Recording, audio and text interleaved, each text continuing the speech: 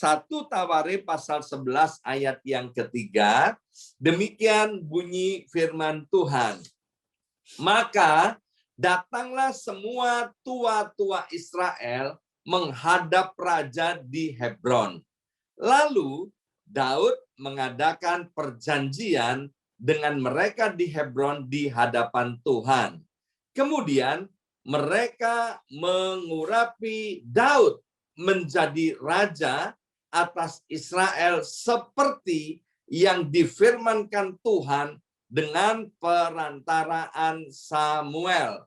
Nah, Bapak Ibu Saudara sekalian, hari ini kita sedang membaca firman Tuhan bagaimana Daud dilantik menjadi raja. Kalau kita memperhatikan firman Tuhan, kita tahu Bapak Ibu sekalian bahwa Daud dijanjikan dan diurapi menjadi raja itu 20 tahun sebelum peristiwa di dalam 1 Tawarikh 11 ayat yang ketiga. Waktu itu Daud masih kemerah-merahan, ya. Dikatakan oleh Alkitab bahwa Daud itu menggembalakan 2-3 ekor kambing domba. Bukan 20, bukan 200 atau 2000, tapi Daud mengembalakan kambing domba hanya 2 atau 3 ekor. Dan pada saat itulah Daud diurapi menjadi raja. Nah, apa yang kita baca di dalam 1 Tawarikh 11 ayat 3 ini adalah waktu bagaimana Daud kemudian diurapi sekali lagi dan dilantik, diteguhkan menjadi raja. Nah, pesan Tuhan yang akan disampaikan hari ini bahwa kita ini harus sabar menanti setiap penggenapan akan janji Tuhan.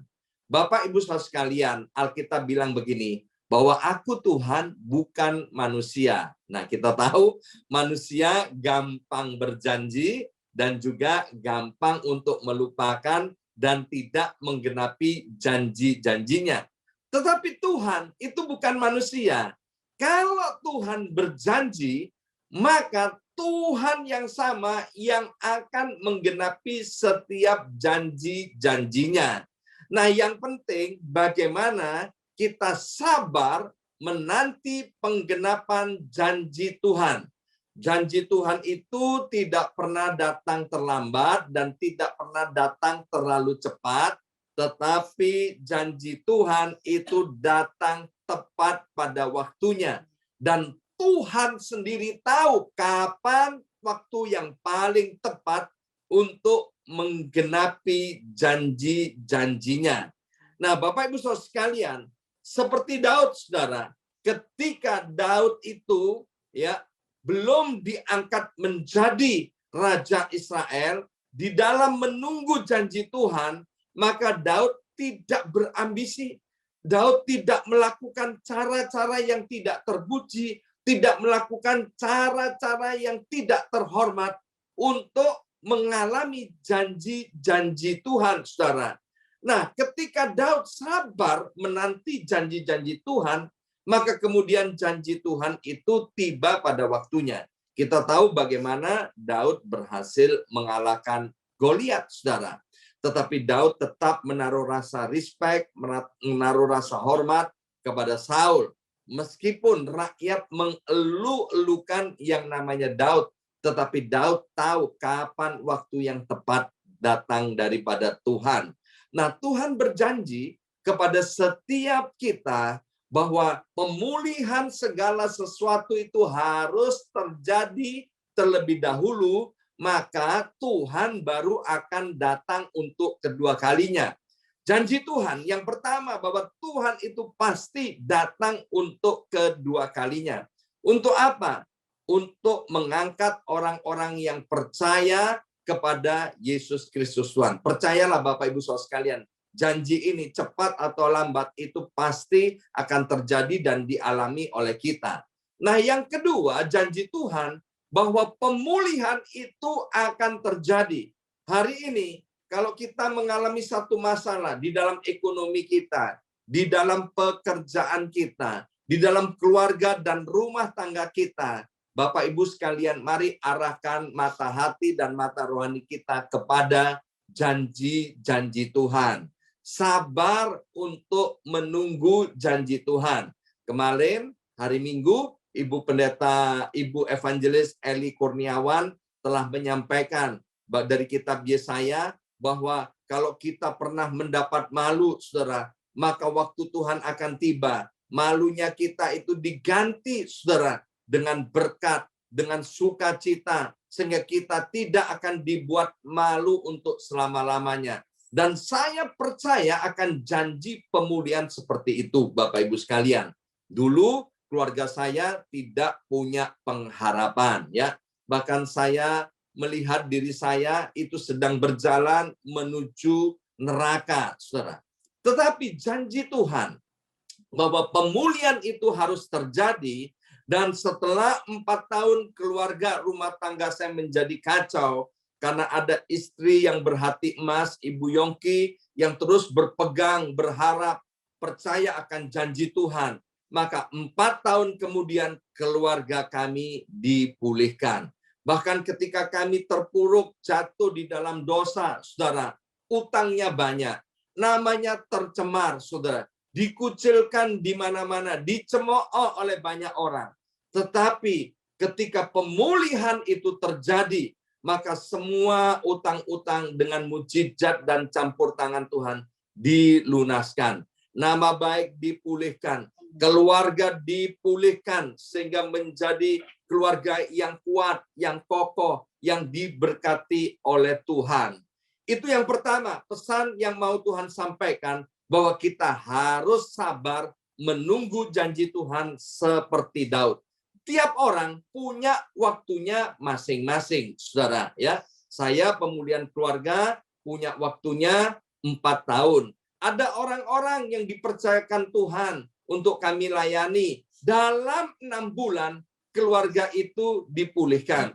Kemarin, hari Minggu, kita mendengar bagaimana Ibu Eli Kurniawati sudah ditinggal oleh suaminya 12 tahun, tapi sampai hari ini belum dipulihkan. Ya, jadi tiap orang punya waktunya sendiri-sendiri. Tapi tetaplah percaya kepada Tuhan bahwa Tuhan pasti menggenapi janjinya. Yang kedua, dari 1 Tawarik pasal 11 ayat yang ke-9 dikatakan begini.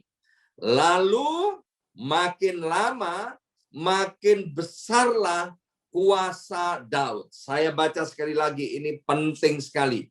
Lalu makin lama, makin besarlah kuasa Daud. Ayat ini bisa dirubah begini, saudara. Lalu makin lama, makin besarlah kuasa setiap kita yang ada di ruang Zoom ini, maupun yang mengikuti siarannya nanti melalui YouTube, saudara. Bahwa Tuhan mau hidup setiap kita itu terus naik, naik, dan naik. Nah, dikatakan di dalam 1 Tawarik pasal 11 ayat 9 dikatakan, sebab Tuhan semesta alam menyertainya, menyertai Daud. Jadi mengapa Daud makin lama makin besar kuasanya? Kuncinya yaitu karena Daud disertai Tuhan. Nah, kita tahu setiap orang yang percaya kepada Yesus, Tuhan sudah berjanji untuk menyertai kita sampai kepada kesudahan zaman. Nama Tuhan kita Yesus Kristus itu adalah Immanuel. Artinya Tuhan menyertai kita. Percayalah Bapak Ibu Saudara sekalian, kalau Tuhan menyertai kita, maka jalan hidup kita seperti yang ditulis di dalam Amsal pasal 4 ayat yang ke-18, itu jalan hidup kita itu akan seperti cahaya fajar pada pagi hari yang semakin terang hingga rembang tengah hari. Maka itu kalau Bapak Ibu perhatikan, sering kali saya katakan begini, hidup kita hari ini harus lebih baik dari hari kemarin, dan hidup kita di hari-hari yang akan datang itu harus lebih baik daripada hari ini. Mengapa? Karena Tuhan itu yang menyertai kita. Di dalam kitab Keluaran pasal 33 ayat 15, Keluaran 33 ayat 15, ini ayat yang sangat terkenal sekali. Ya, Musa bilang begini, saudara. Tuhan, jika engkau sendiri tidak menyertai aku, Tuhan, jika engkau sendiri tidak menyertai aku, jangan suruh aku berangkat dari sini. Ya, kita lihat bagaimana demonstrasi kuasa Allah atas Musa dan atas bangsa Israel ketika keluar dari Mesir menuju tanah Kanaan. Maka penyertaan Tuhan dinyatakan dengan tiang awan dan tiang api. Kalau awan itu berhenti, saudara, maka bangsa Israel pun berhenti, dia tidak berjalan. Nah, hari ini nggak ada kita tanda-tanda seperti awan dan tiang api itu, Bapak Ibu sekalian. Tanda-tanda kita disertai oleh Tuhan, yaitu dengan firman Tuhan. Firman Tuhannya berkata bahwa Dia Allah yang menyertai kita. Maka itu seperti Daud, ya, seperti Daud. Meskipun dia belum dilantik menjadi raja, dia menjaga hidupnya sedemikian rupa, tetap berkenan di hadapan Tuhan. Kita lihat bagaimana orang-orang yang disertai oleh Tuhan, yaitu misalnya Yusuf di dalam perjanjian lama. Bagaimana ketika Yusuf disertai oleh Tuhan, maka apa saja yang diperbuat, apa saja yang dikerjakan oleh Yusuf, karena Tuhan menyertai, maka Tuhan memberkati dan menjadikannya berhasil. Maka itu Bapak Ibu Saudara sekalian, mari jangan sampai kita tidak disertai oleh Tuhan. Minta terus penyertaan Tuhan atas hidup kita. Saya percaya, saya yakin sekali, Bapak Ibu Saudara sekalian, keluarga kita kalau disertai oleh Tuhan, makin lama makin berbahagia. Usaha dan pekerjaan kita makin lama makin diberkati oleh Tuhan. Kalau Tuhan menyertai kita, anak-anak kita makin lama akan menjadi anak-anak yang makin cinta akan Tuhan mati-matian. Menjadi anak-anak yang makin lama makin menghormati, makin mengasihi Tuhan, dan makin menghormati dan makin mengasihi orang tua mereka masing-masing. Hari ini kita sudah mendengar dua pesan Tuhan. Yang pertama, kita harus sabar, sabar, sabar, sabar menanti penggenapan janji Tuhan. Yang kedua, minta terus disertai oleh Tuhan. Maka seperti Daud, saudara, dia makin lama semakin besar kekuasaannya. Kita juga makin lama makin diberkati oleh Tuhan. Amin. Mari kita berdoa. Materaikan kebenaran firman Tuhan ini, ya Abba, ya Bapa. Biarlah firman Tuhan ini terus terngiang-ngiang di telinga jasmani maupun telinga rohani kami. Untuk kami terus sabar menanti penggenapan janji Tuhan yang pasti akan terjadi dalam hidup kami. Dan jangan pernah Engkau tinggalkan kami, Bapa. Sertai kami. Dan hari ini kami mau berdoa seperti Musa berdoa. Jangan Engkau pernah menyuruh kami pergi kalau Engkau tidak menyertai kami.